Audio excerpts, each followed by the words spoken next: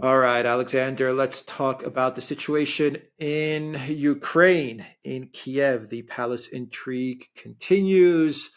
Zelensky is now saying that, he'll eventually fire Zelensky. He keeps on saying that he'll eventually fire Zelensky. But he is also saying that he's going to do a general reset in the military, in the government, a real big shakeup in Kiev.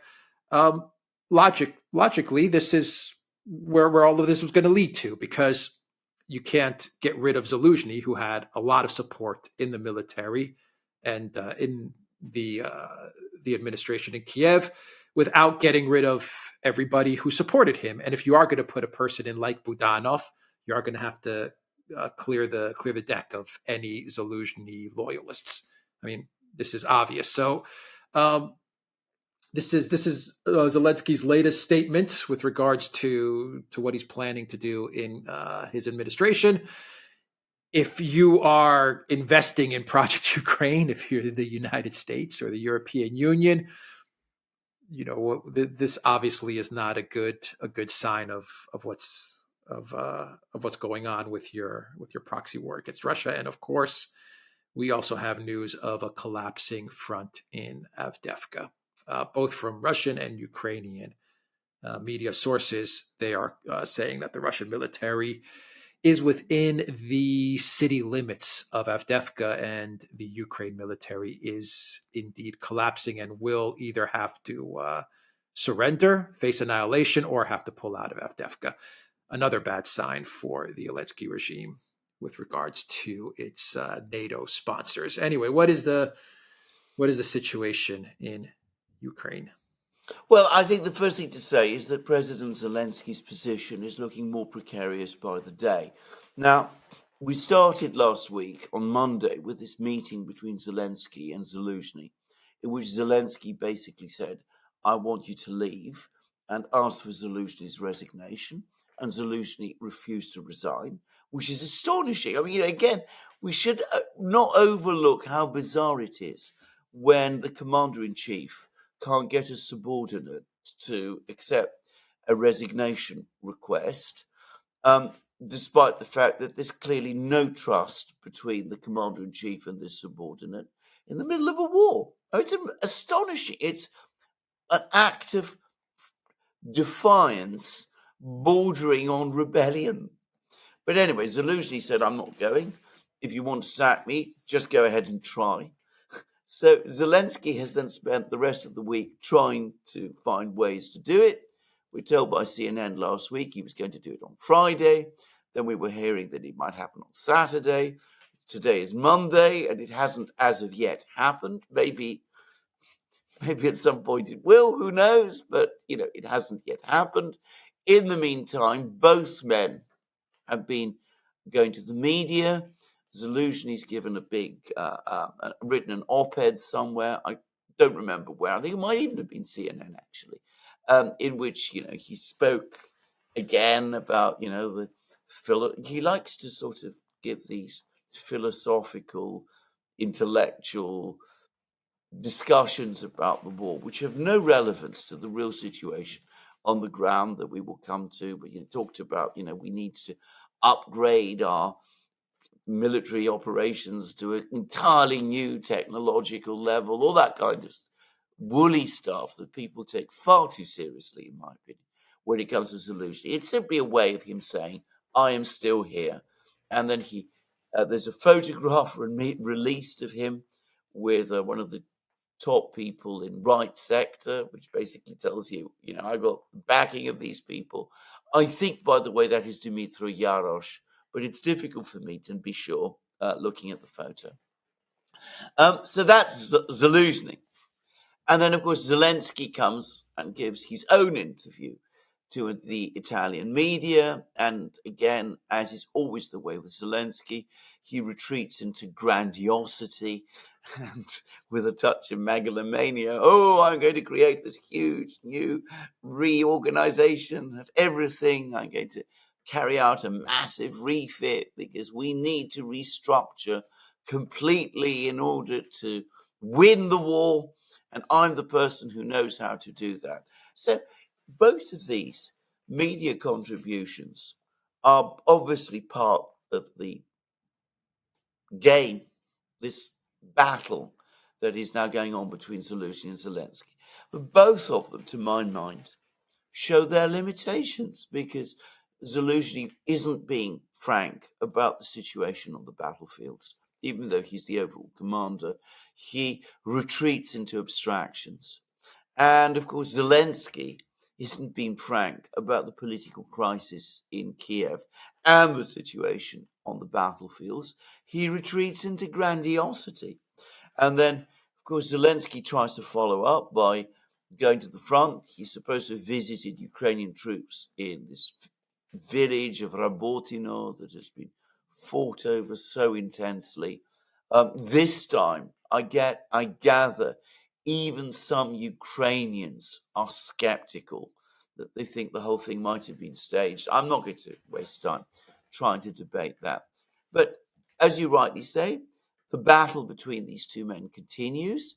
There's no clear end point in sight, but ultimately it is Zelensky who with every day looks weaker.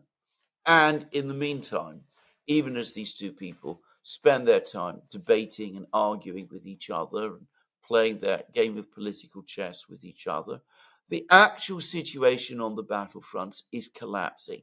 And it absolutely is collapsing, because we're getting reports that, as you correctly said, in Avdiivka, the Russians have now broken into the metropolitan area. They've seized large part of the south of Avdiivka. They've now penetrated from the north.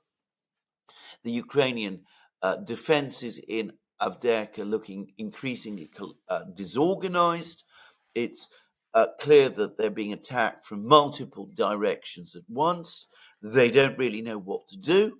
There's another crisis, apparently, for Ukraine further north in the area of the Liman area, where the Russians have made major advances, and Ukraine has taken heavy losses over the last week or so.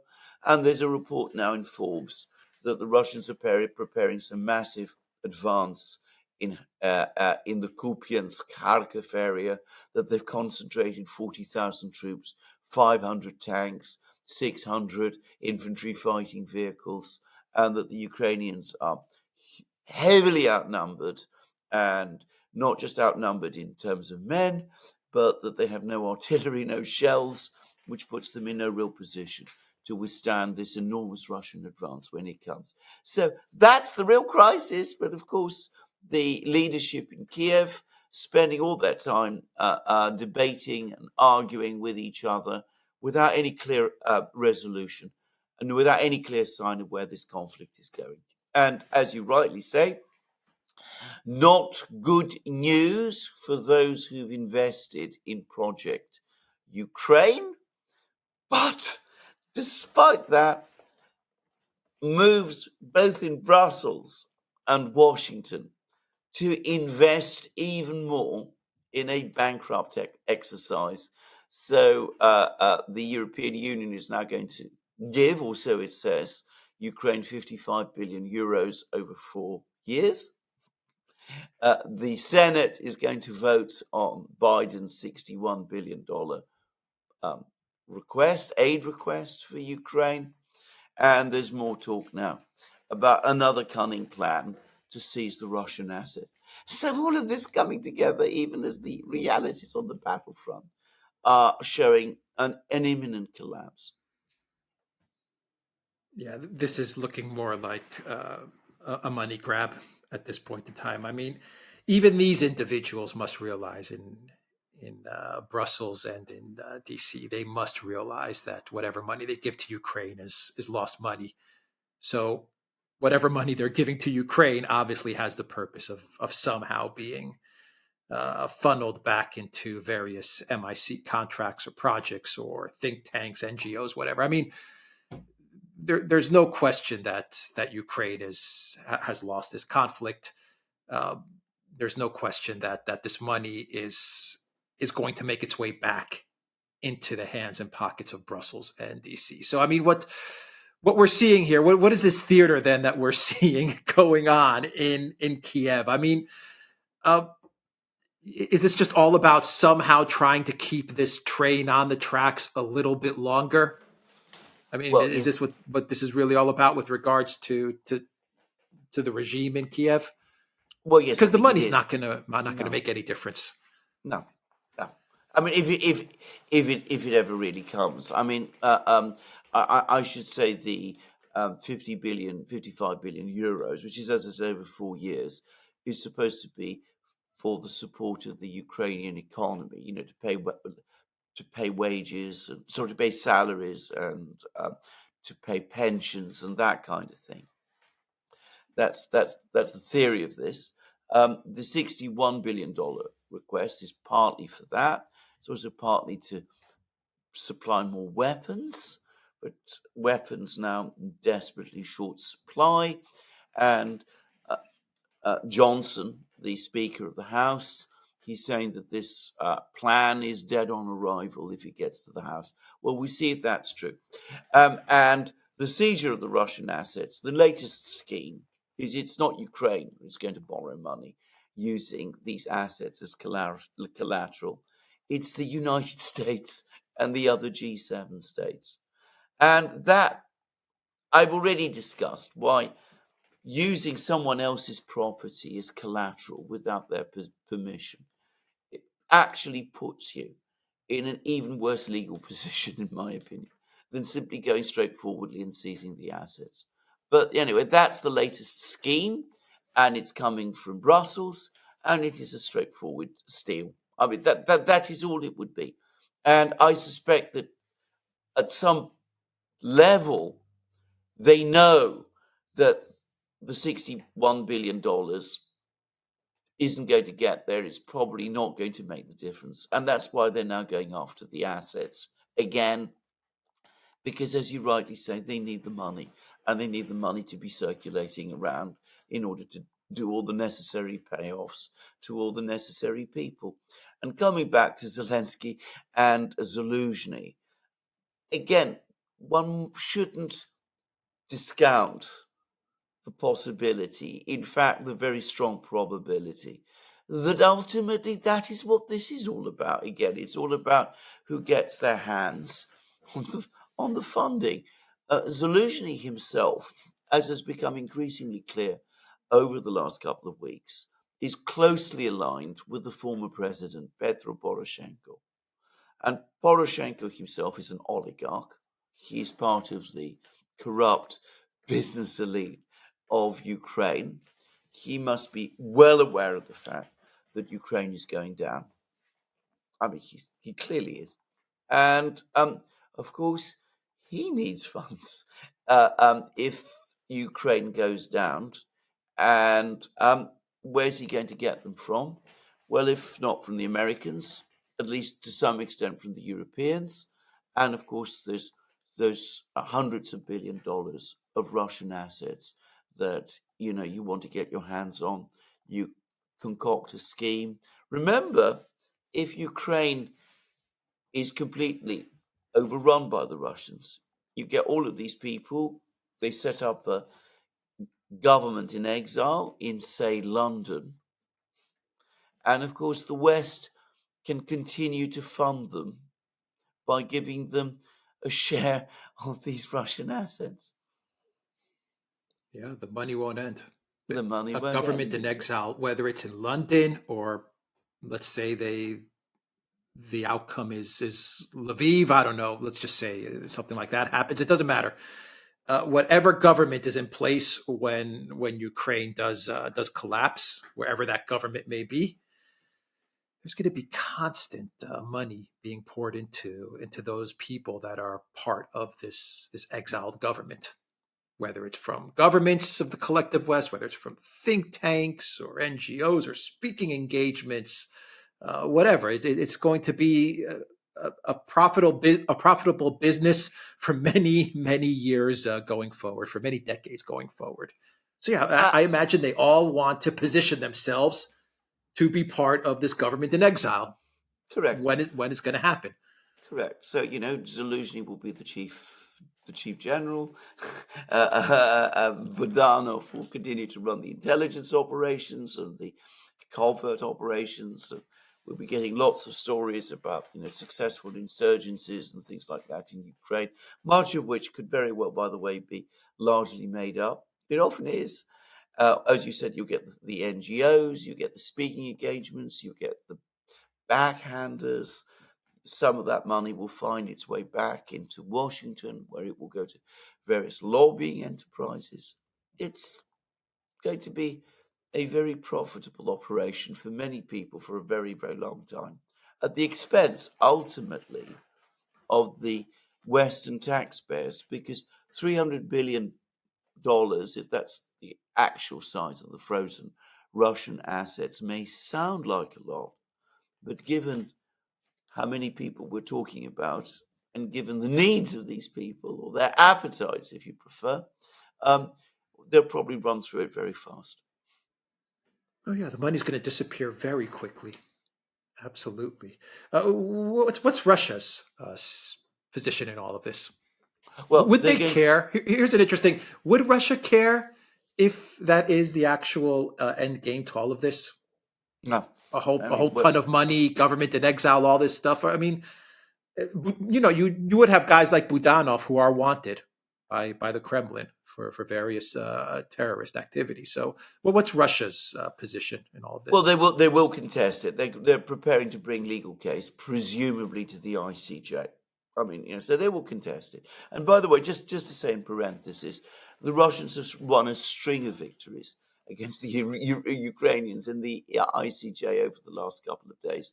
The Ukrainians tried to bring claims about Russia supporting the two Donbass republics before the war began, about MH17, about Crimea and the Crimean Tatars, about all those kind of things. And basically, the ICJ knocked them all on the head.